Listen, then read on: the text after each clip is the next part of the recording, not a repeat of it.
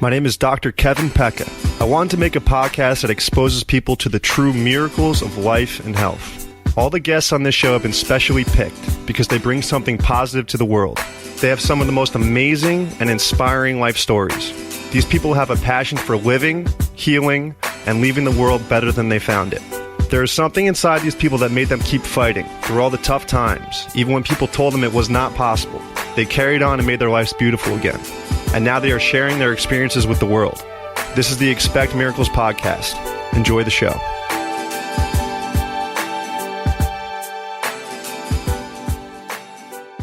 Today on the Expect Miracles podcast, we have Dr. Nona Djavid. Dr. Nona is a chiropractor, chiropractic coach, author, and successful entrepreneur in the Newport Beach, California area. At the age of 16, she moved from her home in a third world country to America and started her senior year of high school knowing only a handful of words in English. Her ability to adapt and rise above is a characteristic that has been engraved in her from a young age. Dr. Nona started with nothing and created a $1 million part-time cash practice from the ground up. She was doing so well that other chiropractors started asking her for her help on how to build up their practices. This then led to life coaching, speaking in front of large audiences, becoming a platinum partner with Tony Robbins, and authoring the book Elevate Your Life, and helping people develop a growth mindset to achieve everything that they are looking for. Please welcome Dr. Nona Djavid. Dr. Nona, how are you today? Hi, Kevin. How are you? I'm doing well. I'm very excited to have you on the podcast today because not only are you a chiropractor, you are a personal development coach, chiropractic coach. Personal development is one of my favorite topics because I believe it transcends the boundaries of any line of work. It can help out literally anybody that applies the principles. So I'm very excited to have you on today. Yes, and I'm excited to be here. Thanks for having me. Absolutely. And before we jump into all of that, I'd just like to get a little bit of a background on everybody that comes on the show. So Dr. Nona, where are you from originally? Well, how original should I? Very beginning. Very beginning. Okay. Well, I was born actually in Iran, and then I moved here when I was 16. So half of my life in the U.S., I lived in the Bay Area, and then the other half, I lived in Orange County. So when people ask me where I'm from, I'm like, I don't know where I'm from. I've been all over. How was that transition coming to America at age 16? Did you know English pretty well, or? No, I didn't speak a word of English. Wow. And you can imagine like a third world country and then coming to the US. And then I was kind of thrown into high school. And it was definitely a culture shock. I don't think I spoke for like 3 months straight. I just was speaking all of it in. And I was kind of also insecure about like saying something wrong or saying it the wrong way.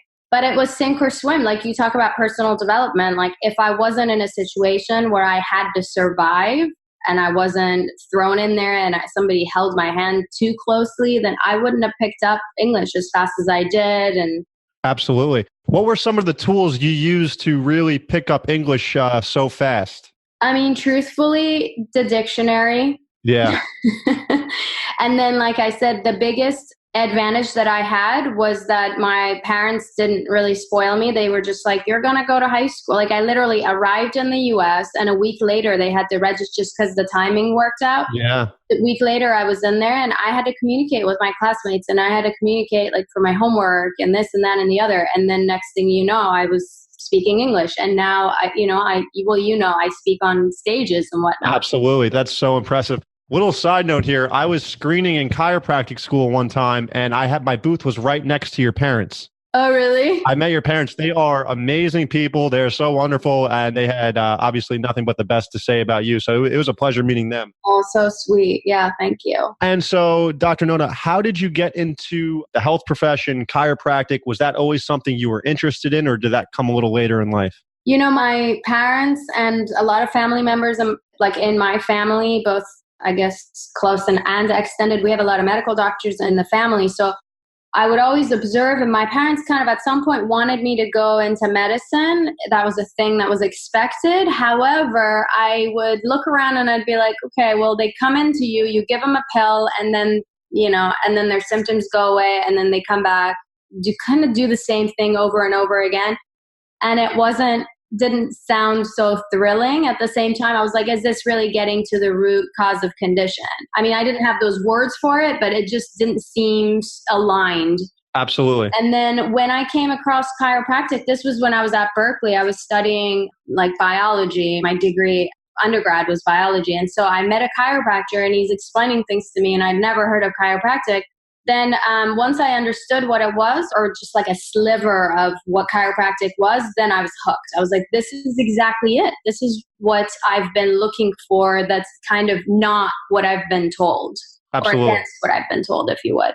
Yeah. I mean, it makes a lot of sense too, that the nervous system controls everything. And how are we getting to the root cause of the problem? If you're taking a pill, it just sounds like that's masking the symptom rather than getting rid of it. Exactly. Okay. So you're at Berkeley. You get a little taste of chiropractic. What was next for you? Next, I literally looked it up and like registered at Life West. I think it's kind of foggy. I don't remember if I even got adjusted before I walked. It just was like, this makes sense. I'm going to do this. At the time, believe it or not, I took my DAT to go to dental school. Wow. And I got accepted to NYU. And I was like, I told my parents, I'm not going. I'm going to go do this other thing that I only know a little bit about, but it makes sense to me. So you could say, you've heard people say like chiropractic was a calling, or I found chiropractic. For me, I feel like chiropractic kind of found me in that moment, just kind of, I felt guided. Absolutely. And you are amongst the very few people that take the leap right out of chiropractic school right into business. And that can be very overwhelming. It can be very satisfying. It's a lot of hard work. It's a roller coaster of emotions. What was that process like for you coming out of school, opening up a new business and treating patients? Yeah. So just to back up a little bit, when I was 16 and like I said, I'd moved here when I was 16, maybe around 17, my parents were like, I said I wanted extra money and they said, you got to get a job. So I worked at Cars Jr. for a minute. Yeah, nice. And I was a cashier and it was the worst experience of my life, like working for somebody else, someone telling me what to do, right? But it was also the best thing that I ever did, because it was in those, 4 to 6 months that I ended up working there, that I decided I was never going to work for another person. I was going to have this is before even chiropractic, right? And that was the last job I had for a long period of time. When I was in chiropractic school and at Berkeley, I just tutored privately. So kind of had my side business. And then once I graduated chiropractic school, I worked for a chiropractor in the Bay Area, and man, I learned what not to do. Yeah, right? Which is almost just as important as, sometimes more important, right? Yeah. So I learned what not to do. I worked there and I lasted another 8 months. And then after that, it was like, okay, I'm ready to start my own thing. I moved down to Orange County, started my own practice. And then, a decade and a half later, here we are today. Now, Dr. Nona, a lot of people have similar situations as you where they realize this isn't for me, but they stay in that situation and they don't leave for many years. What do you think that is that actually made you make the jump and make the life change? Because there's people that do it and there's people that just don't, and they just complain about it and they stick with it. So what do you think that was that really made you said, you know what, I had enough. I'm going to be my own boss and take things into my own hands? It's exactly what you said, is basically I've had enough, right? And so it depends on your tolerance. And I say this when I work with my clients too, is like, how much do you dislike this situation that you're in? So we all have like a certain amount of capacity, and I suggest you lower that capacity, or you lower your patience for a crappy situation, right? Mm-hmm. Like fill it up, and then you get to a level where you're like, I need to not be raise your standards, right? I need to not be dealing with this. I've learned enough. I'm going to take what I've learned and I'm going to practice on my own. Now, do you need tools and skills and advice and guidance and mentorship and things like that? Absolutely, 100%. We know that everybody who's any amount of successful has had a coach, has had a mentor, has had somebody that they look up to, or that they have a role model, right? Yes. So you can be resourceful, you can use the resources that are available to you, but in order to make any kind of change, you do have to make sure that you lower your tolerance for crap and raise your standards so that you get to a small level. Like, don't deal with crap for a long time. Like, I have a little bit of crap and it's like done. I don't have to be in this situation. I can have a life that is fulfilling. I can have a business that is fulfilling. Absolutely. And one of the things on your website that I love the most is, yes, everybody needs mentors and coaches and to do their own research, but it also says on your site that everybody already has the answer inside them and is capable of becoming anything they want. Yes. And if you could just dive into that a little bit deeper. Yeah, and I truly 100% believe that. I think that you have all the tools inside of you. Unfortunately, in our profession, and I don't know if you agree with me, but a lot of the coaches that are out there, they've kind of figured out one system, and the systems get passed on from one coach to another, and just kind of, they're using practically the same thing. They're just repackaging it and selling it to chiropractors. Right. And I've done a lot of that, and it's brought me a lot of success. Like, so I'm not saying anything against it. The only thing I am saying that it doesn't work for people is like, you do not fit into a box, right? Like, I am different. My practice is different. How I practice is different than you, than somebody else down the street. So we don't fit into a box. And what I was told as I hired these traditional chiropractic coaches was that I need to fit into this box and that I need to do this and do that in order to be successful. So what I put on my website is like, you don't need to do what someone else has done to be successful in order to be successful. You can find it within yourself. It takes a little bit of digging to find that power, to find that strength, to find the motivation, the decision-making, the commitment. You have it all in you. You need somebody, and maybe you don't need somebody, but you need to find it, tap it into it and find it. And then from there, you take all of those skills and advice and all of that, and you create whatever it is that you want to create. So the systems in your office have to be based on your core values, not some dude down the street who thinks that that's the only way to do things. Absolutely. Dr. Nona, how do you feel about, you see a lot of these programs, mentorships, companies, they like to grab a lot of kids fresh out of school and promise them the world. And, there really is no magic pill. You got to put in the hard work first and foremost. How do you feel about some of those programs? And is it necessary for some students right out of school? Like, do they need to grab the mentorship and run with it? How do you feel about that? Only experience I have with it is of some of my clients who've gone that route and has been unsuccessful. So unfortunately, I come from a place of, I've only seen the ones that haven't worked. So I don't have personal experience with the situations where that has been successful or that it's been a good value exchange, because I know there's a lot of, it's not cheap to do that. Yes. So I don't know. It's hard for me to comment on that. However, is it necessary to go that route? No. Is it the right thing for you? Maybe. It just depends on, again, who you are, what you're trying to accomplish. If you see the value in something like that versus starting your own practice, versus associating with somebody and then starting a practice versus being an independent. There's so many different ways that you can do that. And no one can tell you there's only one way to be successful. But I do know that if I were to sell some program like that, like here, buy this business or whatever, of course it's going to look a certain way, right? To the student who's just coming out of school, has barely any business experience, right? So it seems a little bit of an unfair relationship, I guess. Yeah. And so, Dr. Nona, what were the first couple years of practice like for you? And what were the major takeaways that you took from it to really take you to the next level and succeed? Yeah. First couple of years were tough.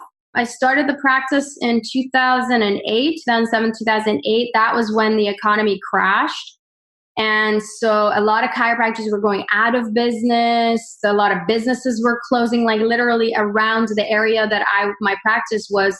Businesses were just closing their doors. People would come to the office and start crying and say, I just lost my house. I just lost all my stocks. Yeah. So two things that I learned. One was that carried me along, I guess a couple of things. One thing was that I wasn't going to believe that the economy was bad.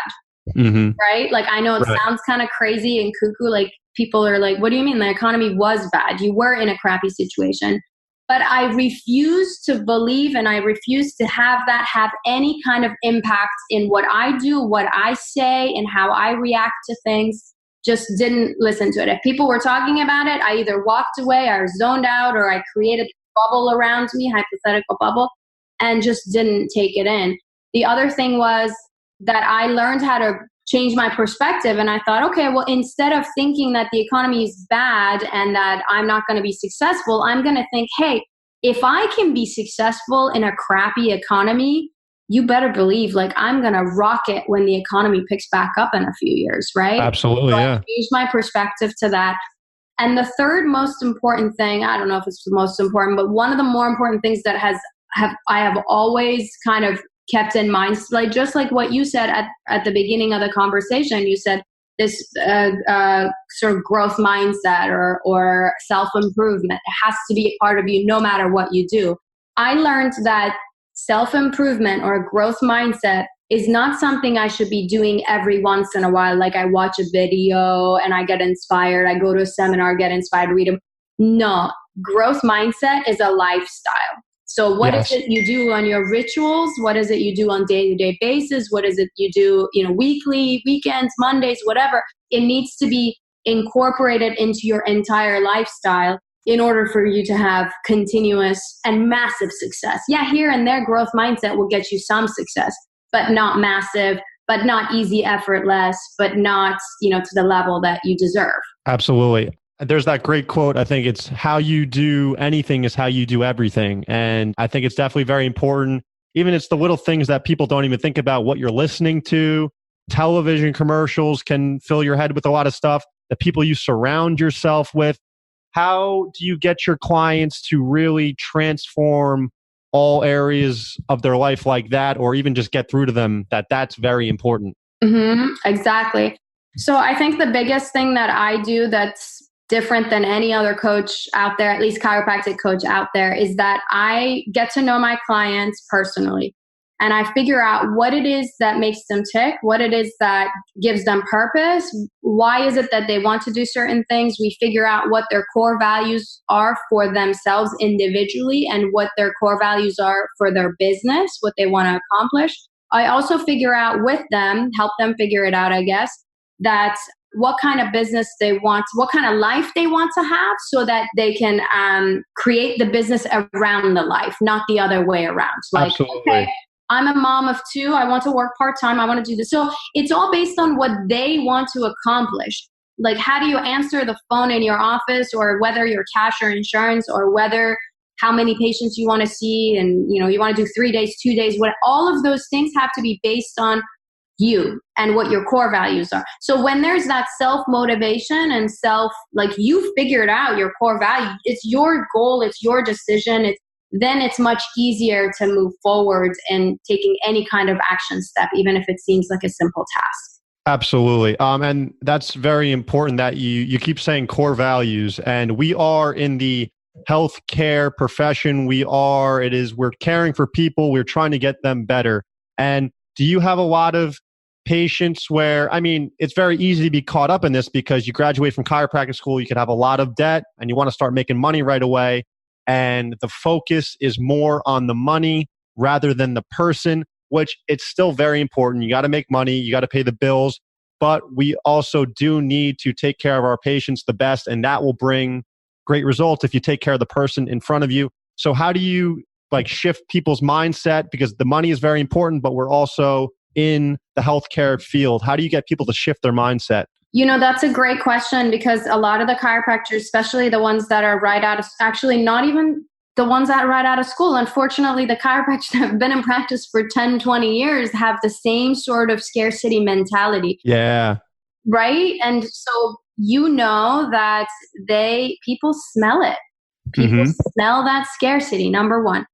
Number two, I always tell the clients to come from a neutral place when you're talking to patients. Like I just did a video yesterday where we talked about not judging our patients. And it kind of relates to what you're saying, like focusing on the patient instead of focusing on like quote unquote closing them, right? So I have let's say in the past, right? This has happened to me too. I've judged my patients, for years. But let's say when you have somebody that comes in and they kind of come in and they are a student, right? Like I had this student who couldn't afford it, literally could not afford the care I provide in my office. She was in debt already with student loans. She was, probably low income. Like there was no way she could afford the services in the office. But I had learned by the time she came to my office, I had learned that I'm not going to judge patients based on how they come in. We kind of subconsciously always kind of do that, right? Like someone comes in and they're like, oh, here, like, where do I sign? And I'll just pay and I'll just get started. I'm ready to go. When that person comes in, you're less likely to pay attention. You're less likely to educate them on chiropractic. You're less likely to try. Right. Because it's already a done deal. This person's going to sign up, give you their credit card, right? Versus someone who comes in who's a student. Now, I learned I'm going to treat every single person that comes into my office the same exact way. I'm going to be completely neutral, non-judgmental, doesn't matter who they are, whether they can afford it or they cannot afford it. Everybody is my if they are called my office, they walked into my office, they are my chiropractic patient. I'm going to take care of them that way. And so this person comes in and I treat her exactly the same as I would anybody else. She ends up she ends up grabbing at financial aid, like additional financial aid, in order to pay for the care that she was going to get. She had scoliosis, so it was really important to her to get that. Once she got the concept, she got resourceful, she was able to find the money, and she was able to sign up for it. Now, I'm not saying this to say I convinced somebody who doesn't have money to do this. I'm saying this because this person ended up attending one of the talks that like a dinner with the doctor talk as a patient, I think. And she was gung-ho since she was like a toddler. She kept saying, I want to be a dentist. I want to be a dentist, right? Like even when I met her, she was like, I want to go to dental school. If I'm going to be hunched over people, like I need my back to be straight, da-da-da. Next thing you know, guess what? She decides I'm going to go to chiropractic school. She's in chiropractic school. She's about to graduate. She's at Life West. She's about to graduate. Beautiful. So if I had treated her differently, like I had done in the past, someone coming in and I'm like, man, they can't afford, they don't qualify. Like we hear that from coaches or from thought leaders in our community, right?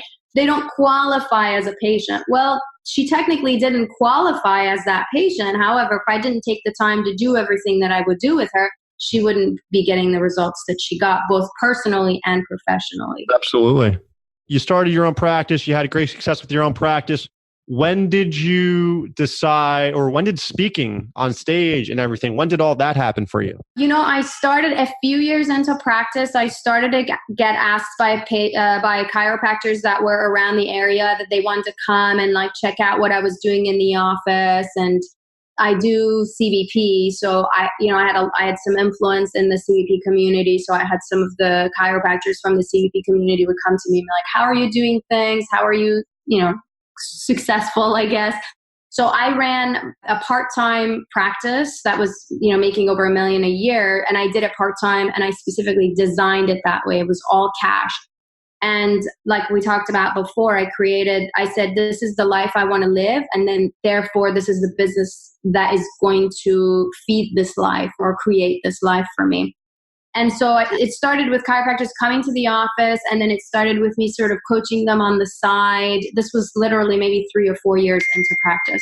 And then after that, it just kind of evolved into, I'm seeing all these patients, I'm getting the great results, but I do want to do something different. I want to have a bigger impact, if you would, in the world. And so then I tapped into coaching a little bit more. And I love it because I get to, if I'm coaching you, Kevin, or if I'm coaching another chiropractor, you're seeing however many patients you're seeing. I feel the impact that I have on all of those patients. Absolutely.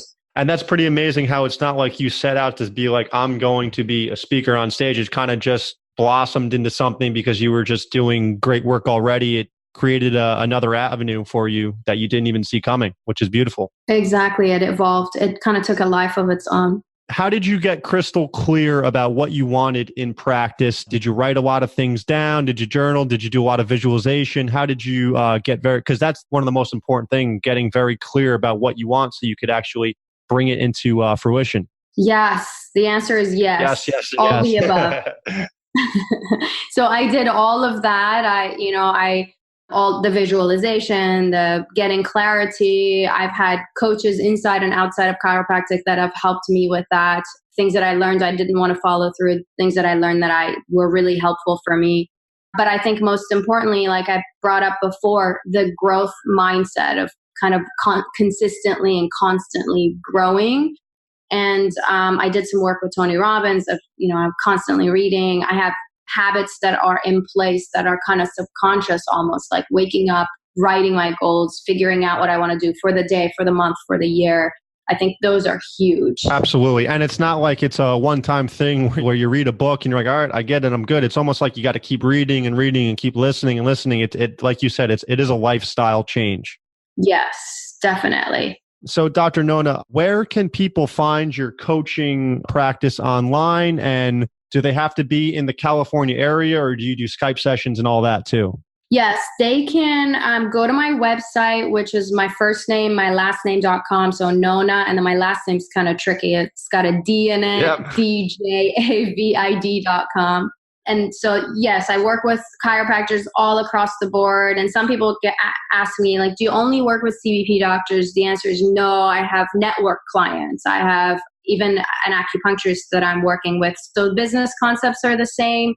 Growth mindset is the same. Figuring out the practice is the same. And I've had not just my chiropractic business, but I've had a couple of other businesses that I have grown in the past probably 5 years. So I have a lot of business experience. Do you do any clients outside of chiropractic? Do you have any like non-chiropractors that just want to grow their business, or you just try to focus on the chiropractic? Like healthcare providers. Okay, that's right. Acupuncture, yeah. Yeah, acupuncturists, naturopaths, but I do bulk of my practice, obviously being a chiropractor and being so passionate and like living it, are chiropractors. I do have a couple of acupuncturists and naturopaths that I work with. I would not take anybody outside of like healthcare. Yeah. Well, Dr. Nona, you have such an amazing life story. It's so amazing. That was the first time I've heard your story from front to back. It's amazing what you've been able to accomplish since you came to America when you were 16, not knowing the language, and to where you're at today. At the end of every show, I like to ask my guests, what is one piece of advice that has really resonated with you over the years that you would like to gift the audience? Could be absolutely anything. Oh, man. One thing I would want to give them. I think finding that kind of like what we've been talking about this whole time is like finding the strength and the skills and the commitment and the passion, finding it inside of yourself and finding it over and over and over again, like not giving up on it just because you didn't find the skill today, because you failed today, because you did something wrong or whatever, not giving up on that. Yes. Being consistent. Keep knocking on doors and one will open for you. Exactly. Perfect. Well, Dr. Nona, thank you so much for coming on the show. Really love this episode, and I would love to have you back on anytime. Thank you. Thank you so much for having me. Thank you, everyone, for listening. If you enjoy the podcast, subscribe, give us 5 stars, and leave a review. It really helps boost the podcast and spread the good word. My chiropractic practice is located in West Orange, New Jersey at Montclair Upper Cervical Chiropractic. You can also find us on Facebook at Montclair Upper Cervical Chiropractic. All of my information is on my website at drkevinpecca.com, drkevinpecca.com. You can subscribe to my YouTube channel at Dr. Kevin Pecca for podcast episodes, patient testimonials, and educational videos. I have daily affirmations and inspirational quotes on Instagram at Easel Affirmations, EASEL Affirmations.